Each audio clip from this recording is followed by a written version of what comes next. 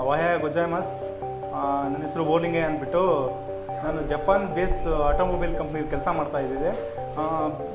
ತುಂಬ ಜನ ಜಪಾನೀಸ್ ಇದ್ದಾರೆ. ಅಲ್ಲಿ ಜಪಾನೀಸವ್ರ ಜೊತೆ ಮಾತಾಡಬೇಕಾಗಲಿ ಏನೋ ಕೇಳಬೇಕಾಗಲಿ ತುಂಬ ಜಪಾನೀಸ್ ಲ್ಯಾಂಗ್ವೇಜು ತುಂಬ ನನಗೆ ಅಂಡರ್ಸ್ಟ್ಯಾಂಡ್ ಆಗ್ತಿರಲಿಲ್ಲ. ಸೊ ನನಗೆ ಕಂಪ್ನಿನೇ ಒಂದು ಅಪರ್ಚುನಿಟಿ ಕೊಡ್ತು ಕಲಿಯೋಕ್ಕೆ. ಅದು ಸಕುರಾ ನಿಯಂಗೋ ರಿಸರ್ಚ್ ಸೆಂಟ್ರಲ್ಲಿ ನಾನು ಇಲ್ಲಿ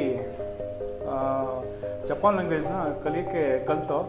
ಅದು 2-3 ಮಂತ್ಸ್ ಕಲ್ತಿದ್ದು.